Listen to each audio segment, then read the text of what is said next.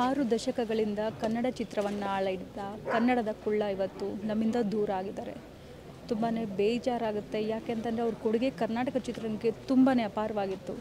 ಇವತ್ತು ನಮ್ಮ ಜೊತೆ ಬಿಗ್ ಬಾಸ್ ವಿನ್ನರ್ ಕಾರ್ತಿಕ್ ಅವರಿದ್ದಾರೆ. ದ್ವಾರಕೀಶ್ ಅವರ ಪಾರ್ಥಿವ ಶರೀರವನ್ನು ನೋಡ್ಲಿಕ್ಕೆ ಬಂದಿದ್ದಾರೆ.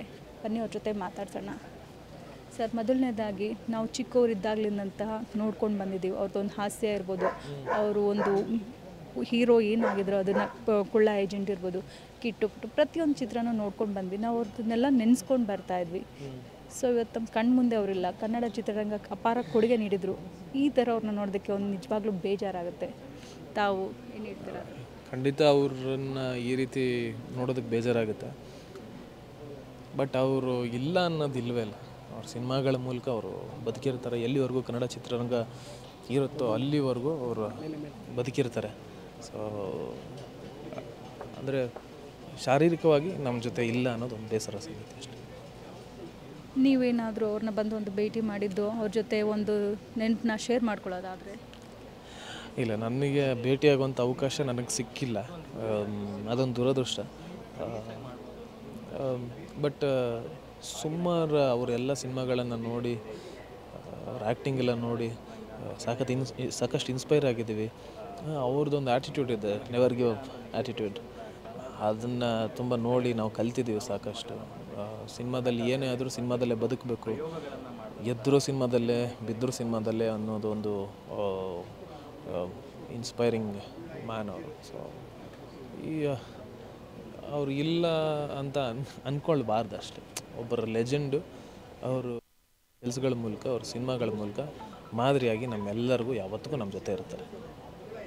ಅವರು ನಿರ್ಮಾಣ ಮಾಡ್ತಿದ್ದಂತಹ ಸಂದರ್ಭದಲ್ಲಿ ತುಂಬ ಜನ ಪ್ರತಿಭೆಗಳಿಗೆ ಅವಕಾಶ ಕೊಟ್ಟಿದ್ದರು. ಆಗ ಸುನೀಲ್ ಅವರು ಇರ್ಬೋದು, ಶ್ರುತಿ ಅವರು ಇರ್ಬೋದು, ತುಂಬ ಜನಕ್ಕೆ ಅವರು ಒಂದು ಅವಕಾಶನ ಪ್ರತಿಭೆಯಿಂದ ಗುರ್ತಿಡ್ತಾ ಇದ್ರು.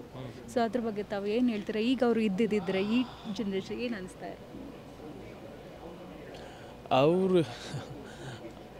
ಅವ್ರು ಇದ್ದಿದ್ದರೆ ಇನ್ನೂ ಒಂದಷ್ಟು ಹೊಸ ಟ್ಯಾಲೆಂಟ್ಗಳಿಗೆ ಅವಕಾಶ ಸಿಗ್ತಾ ಇತ್ತೇನೋ. ಯಾಕಂತಂದರೆ ಸಾಕಷ್ಟು ಏನೋ ಹೀರೋಗಳನ್ನು ಇಂಟ್ರೊಡ್ಯೂಸ್ ಮಾಡಿದ್ದಾರೆ, ಹೀರೋಯಿನ್ಸ್ನ ಇಂಟ್ರೊಡ್ಯೂಸ್ ಮಾಡಿದ್ದಾರೆ, ಇಂಡಸ್ಟ್ರಿಗೆ ಹೊಸ ಟೆಕ್ನಿಷಿಯನ್ಸ್ನ ತಂದಿದ್ದಾರೆ ಅವರ ನಿರ್ಮಾಣದ ಮೂಲಕ, ಅವರ ನಿರ್ದೇಶನದ ಮೂಲಕ. ಸೊ ಅವರು ಮಹೋನ್ನತ ವ್ಯಕ್ತಿತ್ವನ ಕಳೆದುಕೊಂಡಿದ್ದೀವಿ ಅಷ್ಟೇ, ಬೇಜಾರು. ಸೊ ಹೊಸೊಬ್ಬರಿಗೆ ಯಾವತ್ತಿಗೂ ಅವಕಾಶ ಕೊಡಬೇಕು. ಹೊಸ ಚಿತ್ರರಂಗಕ್ಕೆ ಹೊಸೊಬ್ಬರು ಬರಬೇಕು ಅನ್ನೋದನ್ನು ತೋರಿಸ್ಕೊಟ್ಟಿದ್ದಾರೆ. ಸೊ ಅವರಿಲ್ಲ, ಅವರು ಹಾಕ್ಕೊಟ್ಟಂಥ ದಾರಿಯನ್ನು ನಾವು ಫಾಲೋ ಮಾಡಬೇಕು. ಕನ್ನಡ ಚಿತ್ರರಂಗದಲ್ಲಿ ಬಹುತೇಕ ಮಟ್ಟಿಗೆ ಇವ್ರ ಕೊಡುಗೆ ತುಂಬಾ ಇದೆ ಅಂತ ಹೇಳ್ಬೋದು. ನಿರ್ಮಾಣ ಇರ್ಬೋದು, ಒಂದು ನಿರ್ದೇಶನ ಇರ್ಬೋದು. ಅವರು ನಾಯಕ ನಟರಾಗಿ, ಪೂರ್ಣ ಪ್ರಮಾಣದ ನಾಯಕ ನಟರಾಗಿಯೂ ಇದ್ದರು. ನಿಮಗೆ ಯಾವ್ದು ಇಷ್ಟ ಆಗ್ತಿತ್ತು? ಅವ್ರದ್ದು ಡೈರೆಕ್ಷನ್ ಇಷ್ಟ ಆಗ್ತಿತ್ತು? ಅವ್ರ ಫೇವ್ರೇಟ್ ಫಿಲಮ್ ನಿಮ್ಗೆ ಇಷ್ಟವಾಗಿದ್ದು ಯಾವುದು? ನಮಗೆ ಏನು ಗೊತ್ತಾ, ಚಿಕ್ಕ ವಯಸ್ಸಲ್ಲಿ ಅವ್ರದ್ದು ಡೈರೆಕ್ಷನು, ಪ್ರೊಡಕ್ಷನ್ ಅವೆಲ್ಲ ಗೊತ್ತಾಗ್ತಿರಲಿಲ್ಲ. ನಾವು ಟಿ ವಿನಲ್ಲಿ ನೋಡಿ ಅವ್ರು ತುಂಬ ಇಷ್ಟಪಟ್ಟಿದ್ವಿ. ಹಾಗಾಗಿ ಅವ್ರ ಆ್ಯಕ್ಟಿಂಗ್ ನನಗೆ ತುಂಬ ಇಷ್ಟ. ಯಾಕಂತಂದರೆ ಎವ್ರಿ ವೀಕೆಂಡ್ಸಲ್ಲಿ ಎವ್ರಿ ಡೇ ಅವ್ರ ಸಿನಿಮಾಗಳು ನಾವು ಟಿ ವಿಲೆಲ್ಲ ಸ್ಕೂಲೆಲ್ಲ ಮುಗಿಸ್ಕೊಂಬಂದರೆ ಅವ್ರ ಸಿನಿಮಾ ನೋಡೋದು ಎಷ್ಟೊಂದು ಸಿನಿಮಾಗಳು ಬರ್ತಾಯಿತ್ತು. ನನಗೆ ಪ್ರಚಂಡ ಕುಳ್ಳ ಆಗಿರಬಹುದು, ಕಳ್ಳ ಕುಳ್ಳ, ಕಿಟ್ಟು ಪುಟ್ಟು, ಗುರು ಶಿಷ್ಯರು, ಇನ್ನೊಂದರಲ್ಲಿ ಯಾವುದ್ರಲ್ಲೂ ಅವರು ಎಷ್ಟೊಂದು ಸಲ ನೋಡ್ಬಿಟ್ಟಿದ್ದೀನಿ. ಒಂದು ಸಿನಿಮಾ ಅದೇನೋ ಕತ್ತಿಯೆಲ್ಲ ಬರುತ್ತಲ್ಲ, ಯಾವುದೋ ಹೆಸರು ಗೊತ್ತಿಲ್ಲ, ಪ್ರಚಂಡ ಕುಳ್ಳನೇ ಅಲ್ವಾ? ಆ ರೀತಿ ಎಷ್ಟೊಂದು ಸಲ ನೋಡ್ಬಿಟ್ಟಿದ್ದೀವಿ ಆ ಸಿನಿಮಾಗಳನ್ನ. ಅದೆಲ್ಲ ನೋಡಿ ತುಂಬ ನಕ್ಕಿದ್ದೀವಿ, ತುಂಬ ಖುಷಿ. ಎಂತೆಂಥ ಕಥೆಗಳು ಮಾಡಿದ್ದಾರೆ. ಇವತ್ತಿಗೆ ಅಂಥ ಒಬ್ಬ ಮಹಾ ಕಲಾವಿದ ಇಲ್ಲ ಅನ್ನೋದು ಬೇಜಾರಾಗುತ್ತೆ.